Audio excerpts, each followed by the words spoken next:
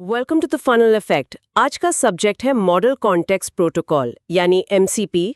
हमें जो डॉक्यूमेंटेशन और आर्टिकल्स मिले हैं उनके हिसाब से देखें तो ये एक ओपन सोर्स स्टैंडर्ड है और इसे डिज़ाइन किया गया है एआई एप्लीकेशंस को बाहरी सिस्टम से जोड़ने के लिए। हाँ, और इसको समझने का एक सबसे पॉपुलर तरीका शायद वो यूएसबी-सी वाली एनालॉजी है। हाँ, जैसे यूएसबी-सी आजकल हर डिवाइस के लिए एक स्टैंडर्ड बन गया है ना, कनेक्ट करने का। बिल्कुल। तो वैसे ही एमसीपी का एम है कि एआई एप्लीकेशन, सोचिए क्लॉड या चैट जीपीटी जैसे मॉडल्स, इनको बाहरी दुनिया से जोड़ने का एक स्टैंडर्ड तरीका बनाया जाए। और ये बाहरी दुनिया मतलब? इसमें क्या क्या आता है? बिल्कुल। हाँ, इसमें सब कुछ आ जाता है। जैसे आपके लोकल फाइल्स हो गए, डेटाबेसेस हैं, ये तो हुए डेटा सोर्सेज, फिर सर्च इंजन्स या कैलकुलेटर्स जैसे टूल्स भी, और यहाँ तक कि स्पेशलाइज्ड प्रॉम्प्ट्स जैसे वर्क फ्लोज भी। अच्छा। बेसिकली वो सब चीजें जिनसे एआई को इंटरेक्ट करने की जरूरत पड़ सकती है रियल वर्ल्ड टास्क्स करने के लिए। तो आज हम इसी एमसीपी को थोड़ा और गहराई से समझेंगे। ये असल में क्या कर सकता है, इसकी ज़रूरत क्यों महसूस हुई, और जो हमारे पास सोर्सेज हैं, डॉक्यूमेंटेशन, कुछ एनालिसिस आर्टिकल्स, डेवलपर नोट्स, उनके आधार पर इसकी इंपॉर्टेंस क्या है। चलिए इसे थोड़ा खोल कर देखते हैं। सबसे पहले ये देखते हैं कि एमसीपी से आखिर क्या-क्या पॉसिबल हो सकता है। सोर्सेज में कुछ बड़े इंटरेस्टिंग यूज केसेस दिए गए हैं। कल्पना कीजिए कि एआई एजेंट्स आपके गूगल कैलेंडर और नोशन जैसे टूल्स को डायरेक्टली एक्सेस कर सकें। अच्छा। ये सिर्फ डेटा रीड नहीं करेंगे, बल्कि आपकी तरफ से एक्शंस भी ले पाएंगे, जैसे मीटिंग स्केड्यूल करना, नोट्स ऑर्गेनाइज करना। हाँ हाँ। एसेंशियली एक ट्रूली पर्सनलाइज्ड डिजिटल असिस्टेंट जो आपके वर्कफ्लो में एकदम सीमलेसली फिट हो जाए। बिल्कुल, और ये पर्सनलाइजेशन वाला एस्पेक्ट तो काफी पावरफुल लगता है। अभी के जो एआई असिस्टेंट्स हैं वो अक्सर आइसोलेटेड साइलोस में काम करते हैं। सही। एमसीपी उन्हें कॉन्टेक्स्ट देता है, मतलब आपके स्पेसिफिक डेटा और टूल्स का कॉन्टेक्स्ट, जिससे वो ज़्यादा रेलेवेंट और कह सकते हैं प्रोएक्टिव बन सकते हैं। डॉक्यूमेंटेशन ये हाईलाइट करता है कि ये सिर्फ कन्वीनियंस की बात नहीं है, ये एआई की यूटिलिटी को, मतलब उसकी उपयोगिता को फंडामेंटली बढ़ा सकता है। एग्जैक्टली। एक और उदाहरण जो मुझे काफी फ्यूचरिस्टिक लगा वो है क्लॉड कोड का फिग्मा डिजाइन लेकर पूरी वेब एप्लीकेशन जनरेट कर देना। Oh wow. यहाँ एमसीपी एक तरह से डिजाइन टूल यानी फिग्मा और कोड जनरेशन मॉडल के बीच ब्रिज का काम करेगा। डेवलपर ने डिजाइन दिया और एआई ने उसे फंक्शनल कोड में बदल दिया। इससे तो मतलब डेवलपमेंट का जो पूरा वर्क फ्लो है वो काफी तेज हो सकता है। हाँ, और ये टूल यूज वाला कॉन्सेप्ट एमसीपी के कोर में है जैसा लगता है। मतलब एआई सिर्फ इंफॉर्मेशन प्रोसेस नहीं करेगा, बल्कि एक्सटर्नल टूल्स को ऑपरेट भी करेगा। सोर्सेज बताते हैं कि एमसीपी डिफाइन करता है कि एआई कैसे इन टूल्स को डिस्कवर कर सकता है, उनकी कैपेबिलिटी समझ सकता है और उन्हें इस्तेमाल कर सकता है। अच्छा। फिग्मा वाला उदाहरण दिखाता है कि ये टूल्स कितने कॉम्प्लेक्स हो सकते हैं। सिर्फ कैलकुलेटर या सर्च इंजन ही नहीं, बल्कि प्रोफेशनल डिजाइन सॉफ्टवेयर भी। एंटरप्राइजेस के लिए भी काफी पोटेंशियल दिखता है इसमें। एक यूज केस था चैटबॉट्स का, जो ऑर्गेनाइजेशन के मल्टीपल इंटरनल डेटाबेसेस से कनेक्ट हो सके। हाँ, ये तो बहुत काम का हो सकता है। इमेजिन कीजिए आप एक सिंपल चैट इंटरफेस से सेल्स डेटा, इन्वेंट्री लेवल्स और कस्टमर फीडबैक सब कुछ क्वेरी कर पा रहे हैं, वो भी नेचुरल लैंग्वेज में। सही। एआई बैकग्राउंड में एमसीपी के जरिए रेलेवेंट डेटाबेसेस से डेटा फेच करेगा, उसे एनालाइज करेगा और आपको कंसोलिडेटेड इनसाइट्स देगा। ये एंटरप्राइज वाला एंगल महत्वपूर्ण है। बिल्कुल, कई ऑर्गेनाइजेशंस के पास वैल्यूएबल डेटा बिखरा हुआ पड़ा है अलग अलग सिस्टम्स में। हाँ बिल्कुल। एमसीपी एक कॉमन इंटरफेस प्रोवाइड करके इस डेटा को एआई के लिए एक्सेसिबल बना सकता है। सोर्सेज में इस बात पर जोर है कि एमसीपी सिक्योरिटी और एक्सेस कंट्रोल को भी एड्रेस करने की कोशिश करता है, जो कि एंटरप्राइज अडॉप्शन के लिए बहुत क्रिटिकल होगा। हालांकि ये इम्प्लीमेंटेशन की कॉम्प्लेक्सिटी पर भी निर्भर करेगा, जाहिर है। और एक एग्जाम्पल तो फिजिकल वर्ल्ड तक जाता है। एआई मॉडल्स का ब्लेंडर में 3D डिजाइन्स बनाकर उन्हें 3D प्रिंटर से प्रिंट करवाना। अच्छा, डिजिटल से फिजिकल। हाँ, यहाँ MCP digital design tool, Blender और physical output device 3D printer को जोड़ रहा है। ये दिखाता है कि एमसीपी का स्कोप सिर्फ डिजिटल इंफॉर्मेशन फ्लो तक सीमित नहीं है, ये एआई को फिजिकल एक्शंस लेने में भी इनेबल कर सकता है। एक फैसिनेटिंग पॉसिबिलिटी है, सही का।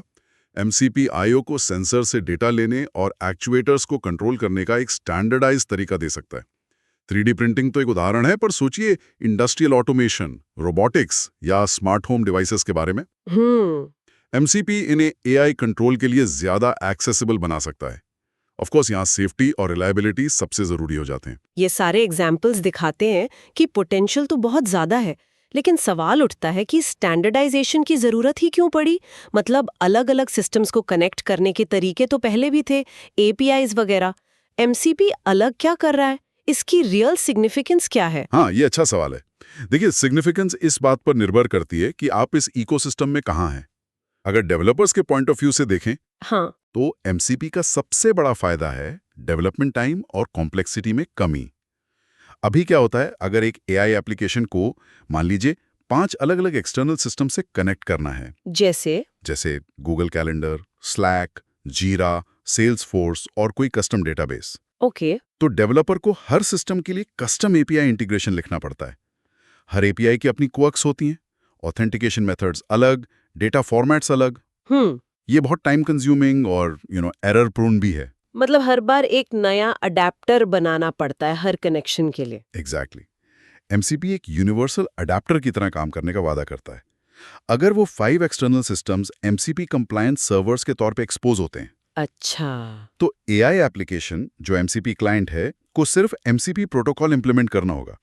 एक बार एमसीपी इंप्लीमेंट हो गया तो वो किसी भी एमसीपी सर्वर से इंटरैक्ट कर सकता है। ओह, इससे डेवलपर्स इंटीग्रेशन की जो प्लमिंग है उसमें उलझने के बजाय एआई एप्लीकेशन के कोर लॉजिक और फीचर्स पे फोकस कर सकते हैं। सोर्सेज में डेवलपर प्रोडक्टिविटी बूस्ट को एक की सेलिंग पॉइंट बताया गया है।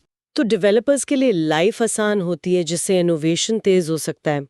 और एआई एप्लीकेशंस या एजेंट्स खुद, उनके लिए एमसीपी का क्या मतलब है?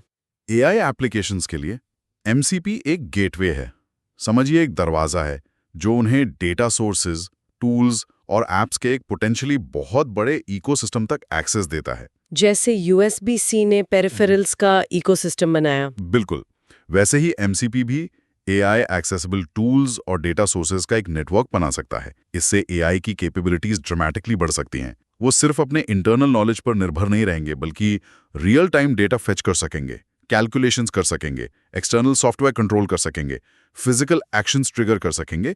ये सब एक स्टैंडर्ड प्रोटोकॉल के थ्रू। एआई ज्यादा वर्सेटाइल और पावरफुल बनेगा। और एंड यूजर्स के लिए उन्हें क्या मिलेगा इससे? एंड यूजर्स के लिए इसका मतलब है ज्यादा केपेबल और जेन्युइनली यूजफुल एआई एप्लीकेशंस मिलना। वो पर्सनलाइज्ड असिस्टेंट वाला उदाहरण याद है? हाँ, एआई जो सच में आपके कॉन्टेक्स्ट को समझता है, क्योंकि वो आपके कैलेंडर, ईमेल्स, नोट्स को एक्सेस कर सकता है और ऑब्वियसली परमिशन के साथ। हाँ, वो जरूरी है। या फिर एंटरप्राइज सिनारियो, एम्प्लॉइज जो कॉम्प्लेक्स डेटा एनालिसिस खुद कर सकते हैं चैट इंटरफेस के जरिए। एमसीपी ऐसे एआई टूल्स को इनेबल करेगा जो हमारी स्पेसिफिक नीड्स को बेहतर ढंग से समझें और पूरा करें, क्योंकि वो रेलेवेंट डेटा और टूल से सिक्योरली कनेक्ट हो पाएंगे। ये एआई को सिर्फ एक इंटरेस्टिंग टेक डेमो से एक इंडिस्पेंसिबल प्रोडक्टिविटी टूल में बदल सकता है। तो बेसिकली एमसीपी एआई और बाहरी दुनिया के बीच कम्युनिकेशन को स्ट्रीमलाइन और स्टैंडर्डाइज कर रहा है। और इससे डेवलपर्स, एआई प्लेटफॉर्म्स और एंड यूजर्स तीनों को फायदा हो सकता है। हाँ, बिल्कुल। और ये स्टैंडर्डाइजेशन कैसे अचीव होता है, उसका ढांचा समझना भी जरूरी है। आर्किटेक्चर के लेवल पर एमसीपी में सर्वर्स और क्लाइंट्स होते हैं। ओके, कोई भी सिस्टम जो डेटा या फंक्शनैलिटी एक्सपोज करना चाहता है, जैसे calendar app, database, search engine, वो एक एमसीपी सर्वर इंप्लीमेंट करता है। ओके, और एआई एप्लीकेशन जिसे इन रिसोर्सेज की जरूरत है, वो एमसीपी क्लाइंट की तरह काम करती है। ठीक है। क्लाइंट सर्वर को डिस्कवर करता है, उसकी कैपेबिलिटीज पूछता है, जैसे क्या तुम मीटिंग शेड्यूल कर सकते हो, या मुझे पिछले महीने की सेल्स रिपोर्ट दो, और फिर रिक्वेस्ट भेजता है। सर्वर रिक्वेस्ट प्रोसेस करके रिस्पॉन्स देता है। तो ये क्लाइंट सर्वर मॉडल है जो वेब में तो काफी कॉमन है। इसमें एमसीपी का स्पेसिफिक कंट्रीब्यूशन क्या है प्रोटोकॉल लेवल पर? सही कहा। एमसीपी डिफाइन करता है कि ये कम्युनिकेशन ठीक कैसे होगा, डेटा फॉर्मेट क्या होगा, रिक्वेस्ट्स कैसे स्ट्रक्चर होंगी, कैपेबिलिटीज कैसे डिस्क्राइब की जाएंगी, ऑथेंटिकेशन कैसे हैंडल होगा। ये सब चीजें प्रोटोकॉल में स्पेसिफाइड हैं। सोर्सेज बताते हैं कि ये अक्सर एग्जिस्टिंग वेब स्टैंडर्ड्स जैसे रेस्ट एपीआईज और जेसॉन पर बिल्ड करता है ताकि एडैप्शन आसान हो। अच्छा, लेकिन ये उन स्टैंडर्ड्स के ऊपर एक स्पेसिफिक लेयर जोड़ता है जो एआई इंटरैक्शन के लिए टेलर्ड है। फॉर इंस्टेंस ये डिफाइन कर सकता है कि एआई को कैसे पता चले कि किसी टूल को इस्तेमाल करने के लिए क्या-क्या पैरामीटर्स चाहिए या टूल का आउटपुट किस फॉर्मेट में आएगा। ये चीजें स्टैंडर्ड एपीआईज में हमेशा क्लियरली डिफाइन नहीं होती। मतलब ये सिर्फ कनेक्ट नहीं करता, बल्कि एआई को ये समझने में मदद करता है कि वो किससे कनेक्ट हो रहा है और उसके साथ क्या कर सकता है। एक तरह से इंटेलिजेंस दे रहा है कनेक्शन को। प्रिसाइसली। ये सिमेंटिक लेयर, ये समझ की कैपेबिलिटी क्या है और उसे कैसे यूज करना है, एमसीपी का एक की एस्पेक्ट है। ये एआई को ज्यादा ऑटोनॉमसली एक्सटर्नल रिसोर्सेज यूज करने में सक्षम बनाता है।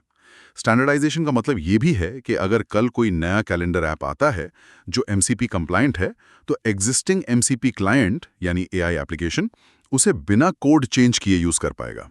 ओह, ये तो बढ़िया है। मॉड्यूलैरिटी और फ्यूचर प्रूफिंग देता है। बिल्कुल। ये सब सुनने में तो काफी प्रॉमिसिंग लगता है। स्टैंडर्डाइजेशन से एफिशिएंसी बढ़ती है, इनोवेशन तेज होता है। लेकिन सोर्सेज में चैलेंजेस या पोटेंशियल डाउनसाइड्स का भी जिक्र था, खास तौर पे सिक्योरिटी और प्राइवेसी को लेकर। एब्सोल्युटली। ये एमसीपी का शायद सबसे क्रिटिकल एस्पेक्ट है और सोर्सेज इसे एक्नॉलेज करते हैं। जाहिर सी बात है, जब आप एआई को अपने personal data, calendars, emails, notes और पावरफुल टूल्स जैसे databases, software controlled 3D printers तक एक्सेस दे रहे हैं, हाँ बिल्कुल, तो सिक्योरिटी और प्राइवेसी सबसे जरूरी हो जाते हैं। एमसीपी फ्रेमवर्क को रोबस्ट मैकेनिज्म्स चाहिए होंगे ऑथेंटिकेशन के लिए, मतलब ये वेरीफाई करना कि एआई एजेंट कौन है, और ऑथराइजेशन के लिए, यानी ये कंट्रोल करना कि वो एजेंट क्या-क्या एक्सेस कर सकता है। क्या डॉक्यूमेंटेशन इस पे डिटेल में बात करता है कि ये कैसे होगा? कोई स्पेसिफिक्स? डॉक्यूमेंटेशन में प्रिंसिपल्स और पोटेंशियल अप्रोचेस डिस्कस किए गए हैं, जैसे ओऑथ जैसे स्टैंडर्ड प्रोटोकॉल्स का इस्तेमाल करना परमिशंस मैनेज करने के लिए। लेकिन असल चैलेंज इम्प्लीमेंटेशन में होगा। यूजर को बहुत ग्रैन्युलर कंट्रोल देना होगा कि कौन सा एआई एजेंट किस डेटा या टूल को एक्सेस कर सकता है और किस पर्पस के लिए। ऑडिट ट्रेल जरूरी होंगे ताकि पता चल सके कि एआई ने कब क्या एक्सेस किया। ये सब टेक्निकली कॉम्प्लेक्स है और यूजर एक्सपीरियंस को भी सिंपल रखना होगा ताकि लोग इसे समझ सकें और मैनेज कर सकें। सही बात है। अगर ये ठीक से नहीं हुआ तो डेटा ब्रीचेस या मिसयूज का रिस्क काफी बढ़ जाएगा। और एक और पहलू है, क्या एमसीपी अकेला स्टैंडर्ड रहेगा? टेक्नोलॉजी में अक्सर स्टैंडर्ड वॉर्स होते हैं, VHS वर्सेस बीटामैक्स जैसा कुछ। हाँ। क्या रिस्क है कि अलग-अलग कंपनीज अपने कंपीटिंग प्रोटोकॉल्स ले आएं जिससे फ्रैगमेंटेशन हो जाए और एमसीपी का वो नेटवर्क इफेक्ट वाला फायदा खत्म हो जाए? ये एक बिल्कुल वैलिड कंसर्न है। किसी भी स्टैंडर्ड की सक्सेस उसके अडॉप्शन पर निर्भर करती है। एमसीपी को सक्सेसफुल होने के लिए डेवलपर्स, एआई प्लेटफॉर्म प्रोवाइडर्स और टूल डेटा सोर्स ओनर्स सबको इसे अपनाना होगा। अगर बड़े प्लेयर्स अपने प्रोप्राइटरी इंटीग्रेशन मेथड्स पर ही टिके रहते हैं या अपने कंपीटिंग स्टैंडर्ड्स पुश करते हैं, तो एमसीपी का पोटेंशियल लिमिट हो सकता है। ओपन सोर्स नेचर यहाँ मदद कर सकती है क्योंकि ये कोलैबोरेशन इनकरेज करती है और वेंडर लॉक इन का डर कम करती है। लेकिन इंडस्ट्री वाइड कंसेंसस बनाना हमेशा चैलेंजिंग होता है।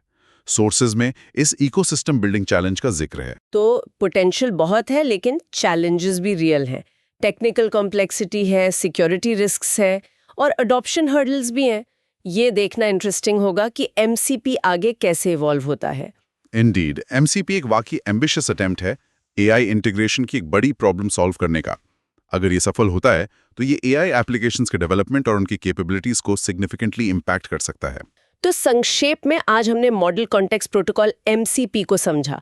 ये एआई के लिए एक यूएसबी-सी जैसा स्टैंडर्ड बनने की कोशिश कर रहा है, जो एआई एप्लीकेशंस को एक्सटर्नल सिस्टम्स जैसे डेटा सोर्सेज, टूल्स और वर्कफ्लो से जोड़ता है। हमने देखा कि ये कैसे ज्यादा पावरफुल, पर्सनलाइज्ड और इंटीग्रेटेड एआई एप्लीकेशंस को इनेबल कर सकता है, जैसे एआई असिस्टेंट्स जो वाकई हमारे लिए काम करें, एआई जो डिजाइन से कोड बनाए, या एंटरप्राइज एआई जो बिखरे हुए डेटा को एक्सेस कर सके। हाँ, और हमने ये भी चर्चा की कि ये स्टैंडर्डाइजेशन डेवलपर्स के लिए इंटीग्रेशन आसान बनाकर इनोवेशन को स्पीड अप कर सकता है, एआई प्लेटफॉर्म्स को ज्यादा केपेबल बना सकता है और एंड यूजर्स को ज्यादा यूजफुल टूल्स दे सकता है। लेकिन साथ ही हमने सिक्योरिटी, प्राइवेसी और एडॉप्शन से जुड़े क्रिटिकल चैलेंजेस को भी हाईलाइट किया, जिन पर ध्यान देना बहुत जरूरी होगा। This raises an important question for the future. जब एमसीपी जैसे स्टैंडर्ड्स एआई को हमारे डिजिटल और फिजिकल टूल्स पर इतना कंट्रोल दे देंगे, तो एआई एजेंट्स के बीच कोलैबोरेशन के कौन से नए फॉर्म्स उभर सकते हैं? क्या हम ऐसे AI इकोसिस्टम्स देखेंगे जहां मल्टीपल स्पेशलाइज्ड एजेंट्स मिलकर कॉम्प्लेक्स प्रॉब्लम सॉल्व करें, सीमलेसली इंफॉर्मेशन और टास्क शेयर करते हुए? या फिर कंट्रोल के इस बढ़ते लेवल के साथ अनइंटेंडेड कॉन्सिक्वेंसेस या सिस्टमिक रिस्क्स का खतरा कितना बढ़ जाएगा? ये कुछ ऐसे सवाल हैं जिन पर हमें टेक्नोलॉजी के विकसित होने के साथ साथ सोचना होगा। Thank you for watching The Funnel Effect.